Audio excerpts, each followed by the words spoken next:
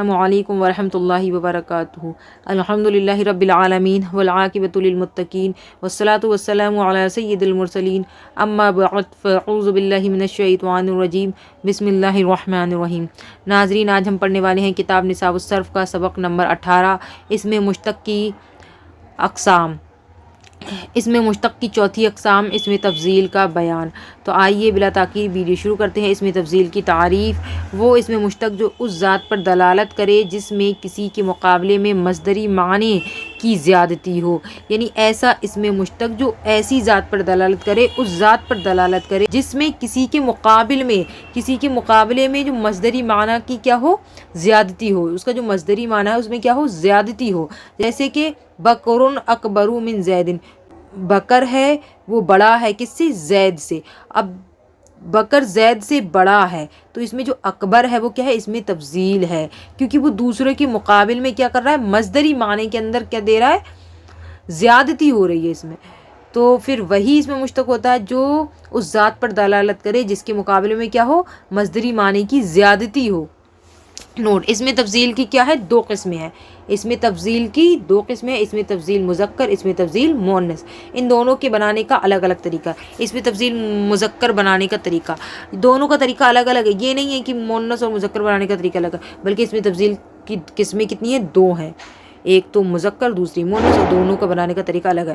اس میں تفضیل مذکر بنانے کا طریقہ تو فعل مضارع معروف سے علامت مضارع کو حذف کر کے اس کی جگہ حمزہ مفتوحہ کا اضافہ کریں اور عین کلمے کو فتح دیں۔ جیسے افعلوا، مطلب یہ ہے کہ فعل مضارع معروف، پہلے تو ہمیں یہ دھیان دینا ہے بنانا کس سے، تو فعل مضارع معروف سے بنانا ہے، اور کیا کرنا ہے، علامت مضارع کو حذف کر دیا، اور کیا اس کی جگہ پر حمزہ مفتوحہ، یعنی ایسا حمزہ زبر والا حمزہ، یعنی حمزہ مفتوحہ کا معنی ہے، یعنی الف کے اوپر جو ہم زبر لگا دیتے ہیں اسے بولتے ہیں حمزہ مفتوحہ، اسے بڑھا دینا ہے، اور جو عین کلمہ کو کیا کرنا ہے، فتح دینا ہے۔ اس میں جو عین کلمہ اس میں پہلے سے ہی فتح ہے، یعنی پہلے سے ہی زبر ہے، تو ہمیں اس پہ زبر ہی رہنے دینا، اگر نہیں ہے تو اس پہ زبر لگانا ہے۔ جیسے یفعلوا ہے، اس میں یا کو حذف کر دیا، حمزہ لگا دیا، اف ہو گیا، اور عین پر تو زبر پہلے سے ہی ہے تو افعلوا ہو گیا۔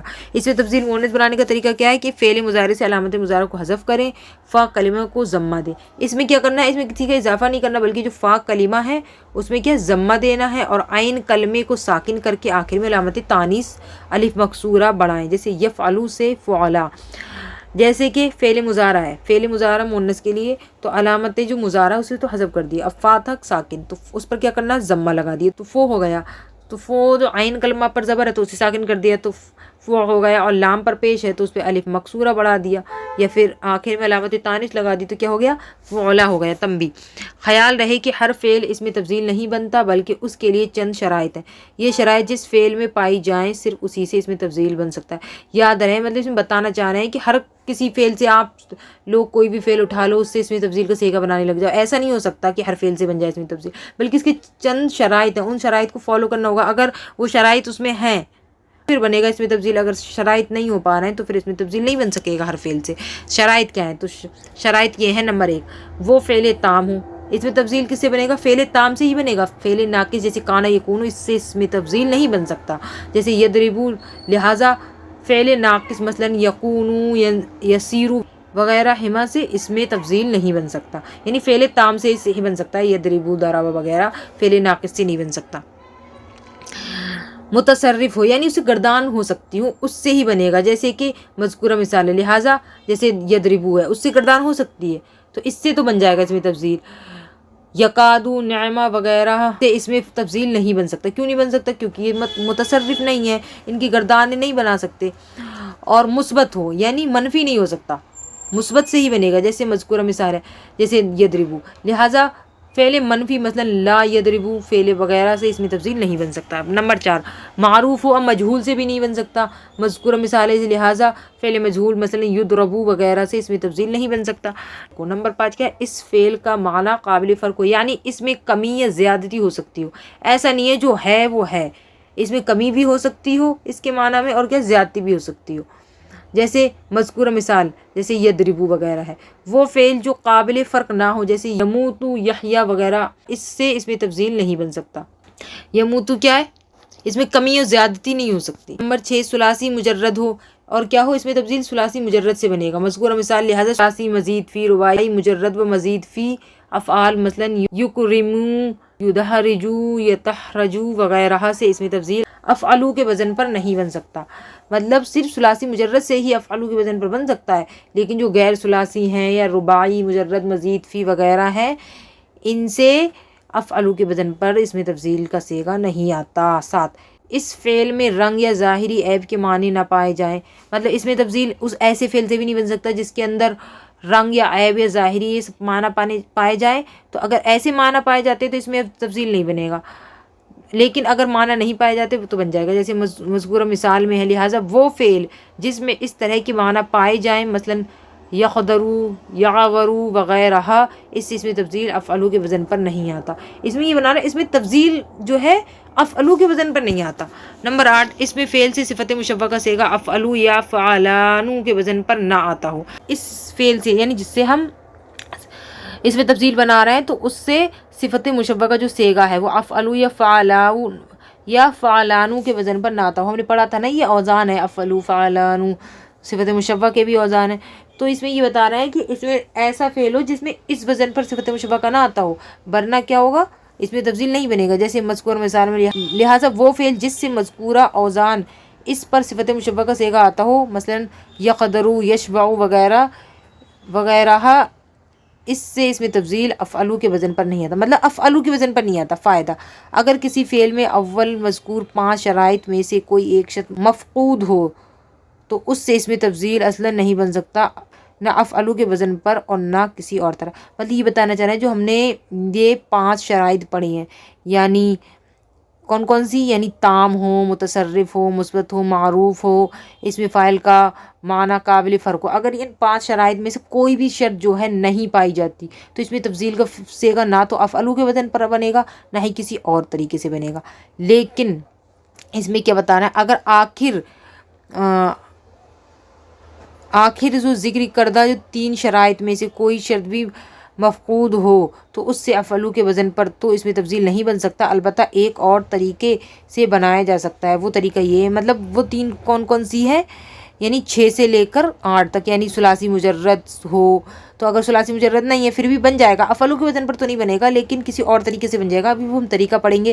اس طریقے سے اس میں فعل میں رنگ یا ظاہری عیب کا معنی نہ ہو، مطلب اگر پایا جائے اس میں کیا نہ ہو تب تو اس میں تفضیل بن جائے گا، لیکن اگر اس میں پایا گیا تو پھر کیا ہوگا تو اس افعلو کے وزن پر نہیں بنے گا، لہٰذا کسی اور طریقے سے بن سکتا ہے، وہ طریقہ بھی ہم پڑھیں گے۔ اسی طریقے سے اس میں فعل سے صفت مشبہ کا اگر صیغے پر آتا ہو تو بن تو جائے گا لیکن افعلو کے وزن پر نہیں بنے گا۔ کون سے وزن پر بنے گا، کیسے بنائے گا، یہ طریقہ یہ ہے کہ اس فعل کے مصدر کو منصوب ذکر کر کے اس سے پہلے اشدو، ازیدو یا اکبرو وغیرہ ذکر کرتے ہیں، جیسے اشدو حمرتن دوسرے کی نسبت زیادہ سرخ، ازیدو سمن دوسروں کی نسبت زیادہ بہرا، اکبرو اکرامن دوسروں کی نسبت زیادہ تعظیم کرنے والا۔